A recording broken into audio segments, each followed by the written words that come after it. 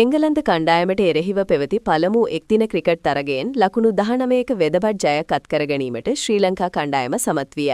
එම ජයග්‍රහණයේ ප්‍රධාන වීරයා බවට පත් වූයේ තුනීරියව් ක්‍රීඩක තුනිත් වෙල්ලාලගේය. තරගයෙන් අනතුරුව තරගයේ වීරයා සම්මානය ලබාගත් තුනිත් එම සම්මානය තම අභාව ප්‍රාප්ත පියා වෙනුවෙන් පුද කරමින් මාධ්‍ය හමුවේ ඉතා සංවේදී අදහස් ප්‍රකාශ කළේය. ආසියානු කුසලාන තරඟාවලිය අතරතුරදී තම පියා හදිසියේම අභාව ප්‍රාප්ත වීම තම ජීවිතයේ දෙඩිම මානසික අභියෝගයක් වූ බව ඔහු සඳහන් කළ අතර පියා කොතැනක හෝ සිට මාව බලනවා කියලා මම විශ්වාස කරනවා යනුවෙන් දුනිත් පැවසිය. කාසියේ වාසිය දිනා පළමුව පණ්ඩුවට පහර දුන් ශ්‍රී ලංකා කණ්ඩායමට අවසන් පන්දුවාරයේදී අත්‍යවශ්‍ය වේගය ලබා දීමට දුනිත්ගේ පිතිකරණ දායකත්වය විශාල ලෙස බලපා ඇත.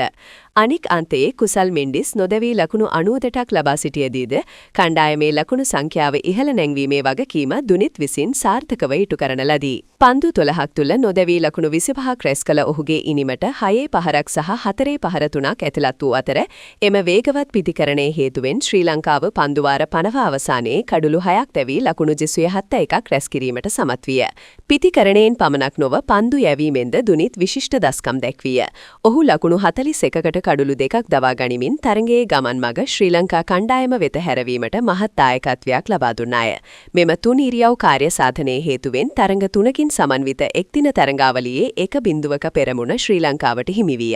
පාකිස්තානයට එරෙහි එක්දින තරඟාවලිය සඳහා නම් කළ සංචිතයෙන් ඉවත් කර තිබියදී නැවතත් කණ්ඩායමට කැඳවීම ලෙස දක්ෂතා දැක්වීම දුනිත්ගේ ක්‍රීඩා ජීවිතයේ වැදගත් සංදියක් ලෙස සැලකේ. පසුගිය මාස කිහිපය තමන්ට දැඩි අභියෝගකාරී කාලයක් වූ බව සඳහන් කළ ඔහු එම කාලය තුල දඟපන්දු පුහුණුකරු සචිත් පතිරණගෙන් ලැබුණු සහාය විශේෂයෙන් සිහිපත් කළේය. එමෙන්ම තම පිතිකරණ දියුණුව සඳහා කෙත්තාරාම උසස් දක්ෂතා මධ්‍යස්ථානයේ පුහුණුකරුවන් වන ධම්මික සුදර්ශන සහ තමාර අබේරත්න ලබා දුන් මඟ පෙන්වීමද තම සාර්ථකත්වයට දැඩි ලෙස බලපා ඇති බව දුනිත් කෘතවේදීව සඳහන් කළේය.